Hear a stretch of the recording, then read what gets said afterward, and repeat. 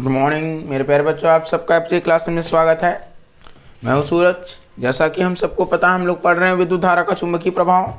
तो हमने इसका पहला इंट्रोडक्शन वीडियो दिया था। इसके बाद पार्ट 1 पार्ट टू में हमने पढ़ा था, यानी जैसे हमने पढ़ा था कि किसी चुंबक के कारण चुंबकीय क्षेत्र उत्पन्न होता है, तो उसी प्रकार किसी चालक में धारा प्रवाहित करने पर धारा के प्रवाह के कारण उसके चारों ओर क्या होता है, चुंबकीय क्षेत्र।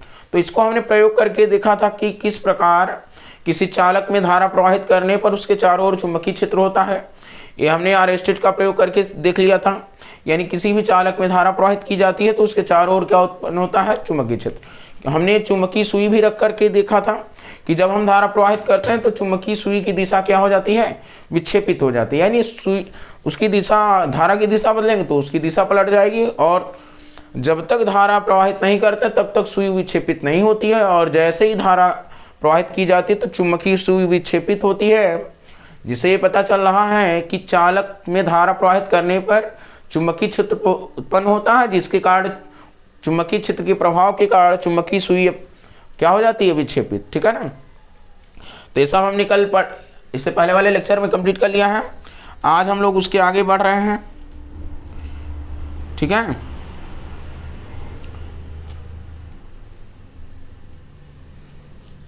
अब देखिए, आज हमें पढ़ना है जहां से, तो चुंबकीय क्षेत्र की दिशा एम्पियर के तैरने के नियम द्वारा ज्ञात की जा सकती।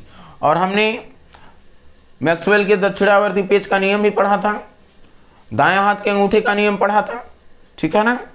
चुंबकीय बल रेखाओं की दिशा ज्ञात करने के नियम थे जो हमने पढ़ लिया है। आगे हमें आज जो पढ़ना है, सीधे धारावाही चालक तार से उत्पन्न चुंबकीय क्षेत्र।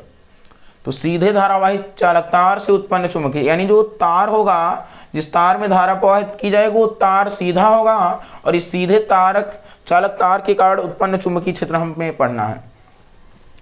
देखते हैं। तो जब किसी सीधे तार में धारा प्रवाहित करते हैं तो उसके चारों ओर चुंबकीय क्षेत्र उत्पन्न हो जाता है। ठीक है। तो जब किसी सीधे चालक तार में धारा प्रवाहित करते हैं तो उसके चारों ओर कौन सा क्षेत्र, चुंबकीय क्षेत्र उत्पन्न हो जाता है। इस क्षेत्र की बल रेखाओं को लोहे के बुरादे अथवा कंपास की सुई द्वारा हम क्या कर सकते हैं, खींच सकते हैं। इसे निम्न प्रयोग की सहायता से समझा जा सकता है। तो हम लोग अब प्रयोग सीखेंगे।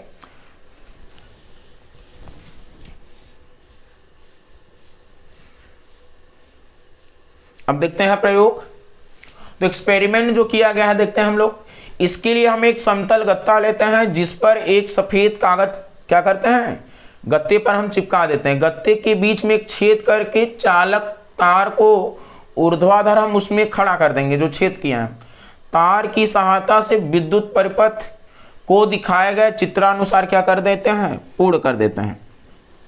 अब क्या करेंगे, गत्ते पर लोहे का बुरादा फैला देते हैं और परिपथ में लगी कुंजी को लगाकर चालक में क्या करते हैं, धारा प्रवाहित करते हैं। इससे तार के चारों ओर चुंबकीय क्षेत्र उत्पन्न होता है। गत्ते को अंगुली से धीरे धीरे क्या करते हैं, थपथपाते हैं। ऐसा करने पर गत्ते पर पड़ा बुरादा सकेंद्रीय वृत्तों का रूप धारण कर लेता है। चुंबकीय सुई की सहायता से चुंबकीय क्षेत्र की दिशा गत्ते पर दर्शाए गए तीर की निशान के क्या होती है, अनुसार प्राप्त होती है। ठीक है ना।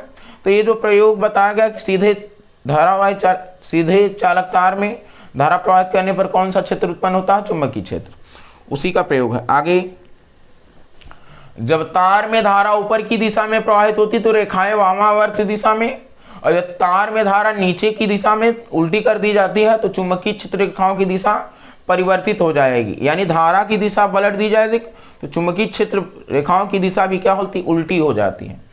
वास्तव में लोहे का बुरादा चुंबकीय बल रेखाओं को क्या करता है, प्रदर्शित करता है। अब देख लीजिए, हमने बताया है, एक हम दफ्ती लेंगे, उस पर कागज चिपका बीच में छेद कर देंगे, और जो तार रहेगा ऊर्ध्वाधर उसमें क्या कर देंगे, खड़ा कर देंगे। और इसको हमने सोर्स से जोड़ दिया है, बैटरी लगा दिया, स्विच लगा दिया, और धारा प्रवाहित करते हैं। तो जो लोहे का बुरादा है उसको थपथपाते हैं धीरे धीरे, वो सकेंद्रीय वृत्तों का रूप क्या कर लेता। देखिए, सकेंद्रीय वृत्त का मतलब ये होता है जब सभी वृत्तों का केंद्र एक ही हो, कई वृत्त हो और सारे वृत्तों का केंद्र एक होता है, तो ऐसे वृत्त को हम सकेंद्रीय वृत्त कहते हैं। यानी जब 2-3 वृत्त हो और उन सारे वृत्तों का केंद्र एक ही हो तो उसे हम कौन सा वृत्त कहते हैं, सकेंद्रीय वृत्त, ये आप लोग मैथ में पढ़े होंगे, ठीक है। आगे अब हमें जो इस पे सवाल आते हैं उनको करना है। एक हम फार्मूला भी निगमन करवाएंगे और इस फार्मूले पर बेस्ड हम सवाल भी करेंगे, यानी इस सूत्र पर आधारित जितने भी सवाल बन सकते हैं उनको हम करेंगे, जो परीक्षा की दृष्टि से बहुत ही महत्वपूर्ण होने वाले हैं। तो ऐसे प्रश्नों को हम कराएंगे जो तो थ्योरी के साथ साथ आप अंकिक प्रश्नों को भी कर लें, जिससे अथवा करके आए तो हम दोनों को हल कर पाएँ। देखते हैं। तो प्रयोगों द्वारा ज्ञात होता है कि माना किसी अत्यधिक लंबाई के सीधे तार में I एम्पियर की धारा प्रवाहित करने पर R दूरी पर उत्पन्न चुंबकीय क्षेत्र भी निम्न बातों पर निर्भर करता है, ठीक है।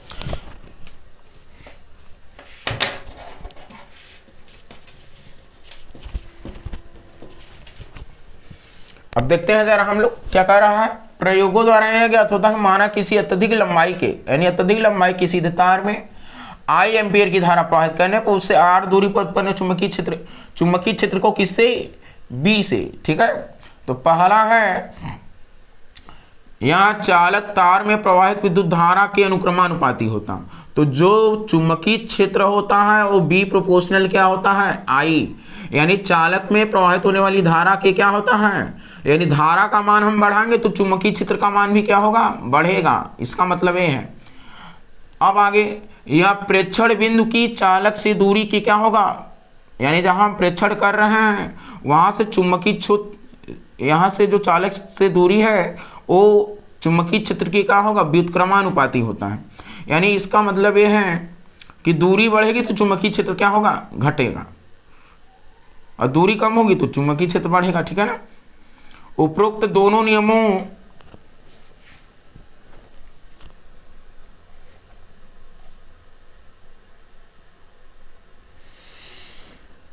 अब देखिए हम लोग दोनों नियमों को हम मिला दें। हमने पहले क्या पढ़ा, B proportional capital I, B inversely proportional 1/r, हम दोनों को मिला दें I/r, ठीक है। तो B बराबर के I/r, ये सूत्र आ गया, ठीक है ना।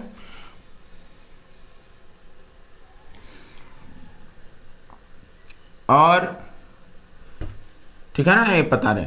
और जहां ये जो k आया है, B बराबर हमने लिखा था के I/r, जहां k क्या है, अनुक्रमानुपाती नियतांक है। जहां k क्या है, एक अनुक्रमानुपाती नियतांक है जिसका मान μ0/2π यानी 2 × 10⁻⁻7 होता है, ठीक है। तो याद रहे k का मान 2 × 10⁻⁻7 न्यूटन एम्पियर मीटर होता है, ठीक है। तो जो k का मान है एक अनुक्रमानुपाती नियतांक है जिसका मान कितना होता है, 2 × 10⁻⁻7 न्यूटन पर एम्पियर, ठीक है ना। स्क्वायर होगा यहाँ, मीटर नहीं, स्क्वायर, ठीक है ना, स्क्वायर होता है इसका मान। और एक किसके बराबर है, μ0/2π, तो इसकी जगह पर हम या तो इतना रख सकते हैं, ठीक है ना, फिर स्क्वायर। और जहां μ0 निर्वात की क्या है, चुंबकशीलता है। μ0 क्या है, निर्वात की चुंबकशीलता। तो पता रहे μ0/2π 2 × 10⁻⁻7 मात्रक क्या होगा, न्यूटन पर एम्पियर स्क्वायर होता है, जहां μ0 क्या है, निर्वात की चुंबकशीलता। आगे k का अनुक्रमानुपाती नियतांक हमने पहले ही पढ़ लिया है। अब क्या कह रहा, तो हम लिख सकते हैं, हमने पढ़ा है B बराबर के I/r, और जहां k बराबर होता है μ0/2π या 2 × 10⁻⁻7, तो हम क्या कर सकते हैं, μ0/2π की जगह हमने रखा I/r, ठीक है ना, ये भी रख सकते हैं। या हमने इसकी जगह मान कितना पढ़ा है, 2 × 10⁻⁻7, तो 2 × 10⁻⁻7 आई बटे में आर। ठीक है, इतनी बातें आपको ध्यान रखना। इस पर हम आधारित सवाल भी करेंगे। और इसका जो मात्रक होता है न्यूटन पर एम्पियर मीटर, चुंबकीय क्षेत्र का मात्रक। ठीक है ना, न्यूटन पर एम्पियर मीटर। आगे देखते हैं। तो उपरोक्त सूत्र द्वारा ज्ञात होता है कि तार में जितनी धारा अधिक होगी उत्पन्न चुंबकीय क्षेत्र उतना ही प्रबल होगा, और धारावाही तार से बिंदु की दूरी जितनी अधिक होगी उस बिंदु पर चुंबकीय क्षेत्र उतना ही क्या होगा, निर्बल होगा। तो हमने बताया है दूरी बढ़ेगी तो चुंबकीय क्षेत्र निर्बल होगा, और धारा का मान हम बढ़ाएंगे तो चुंबकीय क्षेत्र क्या होगा, प्रबल होगा। ये बात आपको पता रहे।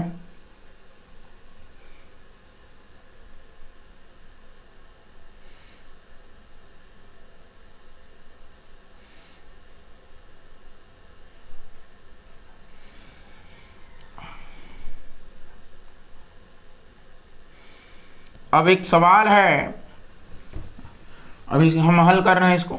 धारावाही सीधे तार से जैसे जैसे हम दूर जाते हैं चुंबकीय क्षेत्र रेखाओं को प्रदर्शित करने वाले चारों ओर बने सेकेंडरी वृत्त चुंबकीय क्षेत्र की घटती हुई प्रबलता के रूप क्या होते हैं, बड़े होते जाते हैं। ठीक है, तो एक सवाल दिया हुआ है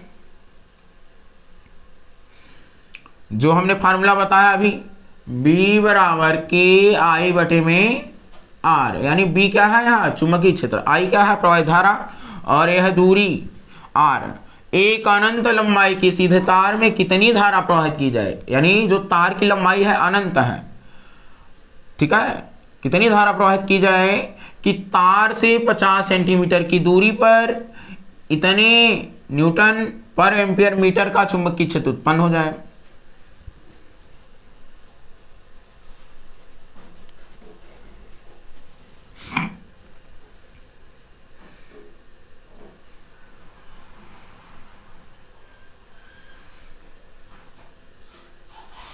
चलिए इसे हम हल करा रहे हैं ना। क्या कह रहा है, उत्पन्न हो जाए एक अनंत लंबाई की सीधे तार में, और हमें दूरी दिया है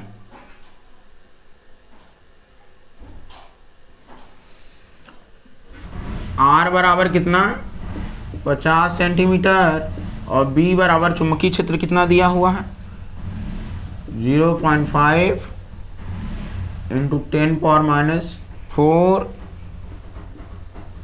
न्यूटन एम्पियर मीटर। ठीक है, हमसे पूछ रहा है धारा का मान। अब हम K बराबर म्यू नॉट 2 बराबर क्या रख सकते हैं 2 इंटू 10⁻⁷। तो हम निकालते हैं B बराबर के आई बटे में R। अब B बराबर देखें कितना दिया हमें, अब पहले तो इसको हम मीटर में कन्वर्ट कर लेंगे तो कितना हो जाएगा 50 बटे में 100, एक जीरो से एक जीरो कैंसिल, आ जाएगा 0.5 मीटर। तो अब B का मान हमें दिया है 0.5 इंटू 10⁻⁴। ठीक है, K का मान 2 इंटू 10⁻⁷, I का मान नहीं पता है, और A आया है 0.5।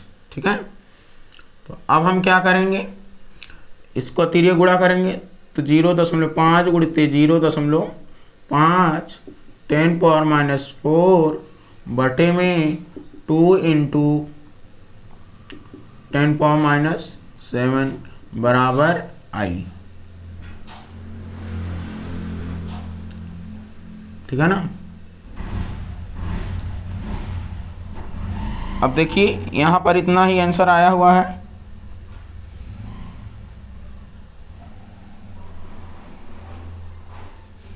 अब इसे हमें काटना पीटना है, थोड़ा और नीचे कर दें। अब देखते हैं हम लोग काटते हैं तो ये हो जाएगा 5 × 5 = 25, 2 अंक पे दशमलव, ये 10 का -4 तो ऊपर जाएगा 10 के पावर 7 बटे में 2 बराबर आई। अब देखते हैं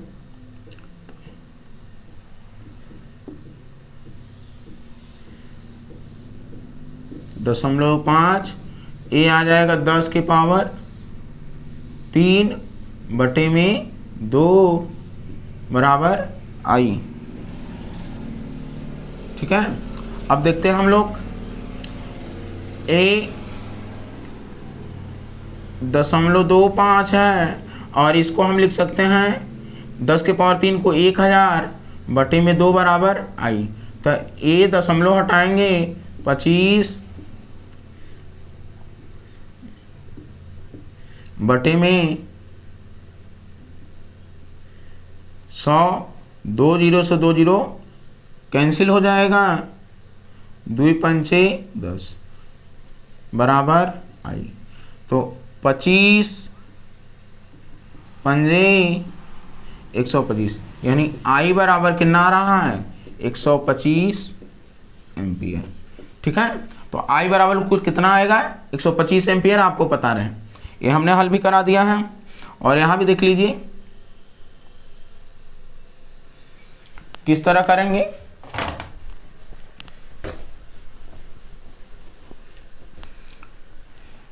तो अब देखते हैं हमें क्या दिया था, ए दिया ही था, इस सेंटीमीटर को हमने मीटर में बदल दिया, 100 से भाग दिए तो 0.5 और बाकी हमने रखा, तो धारा का मान क्या आ गया 125 एम्पियर।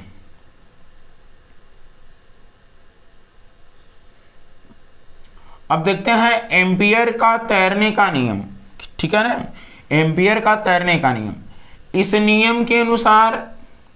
नियम के अनुसार यदि कोई व्यक्ति तार में, यह तार है, तार में प्रवाहित धारा की दिशा में इस प्रकार तैर रहा हो कि उसका मुंह चुंबकीय सुई की ओर हो, तो उसका मुंह किसकी ओर हो, चुंबकीय सुई की ओर हो।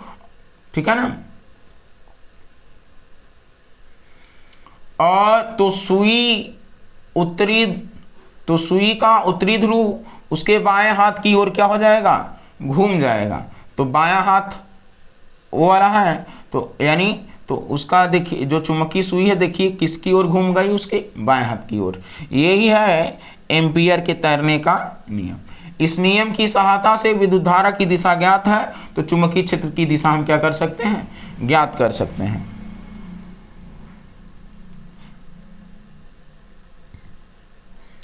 एक सवाल और है, हम लोग करने का प्रयास करते हैं।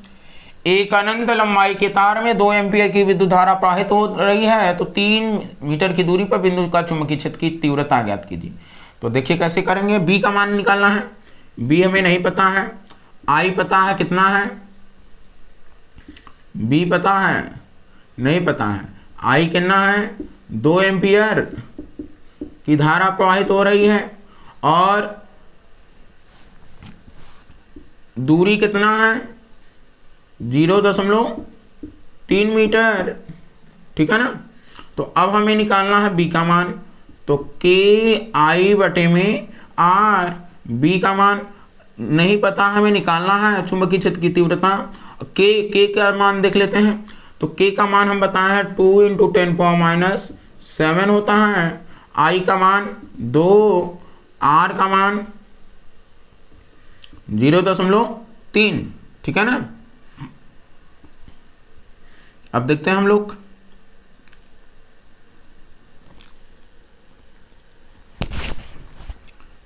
तो 2 दूना कितना हो जाएगा 4 × 10⁻⁷ बटे में 0.3। ठीक है, तो b बराबर, अब यहाँ एक अंक भी दशमलव है तो इसको हम 40 कर दे रहे हैं बटे 3 × 10⁻⁷। तो a आ जाएगा लगभग 3 × 3 3×3 9, यानी 13.3 × 10⁻⁷। अभी हमने मात्रक बताया है न्यूटन पर एम्पियर मीटर। ठीक है, तो ये आज हमने बहुत ही इंपॉर्टेंट फार्मूले को भी पढ़ लिया है कि हमें चुंबकीय क्षेत्र की तीव्रता पता करना हो तो हमें बहुत ही इजी है। ठीक है, हम कर सकते हैं। तो आज हम लोग यहीं तक करते हैं। आगे जो हम पढ़ने वाले हैं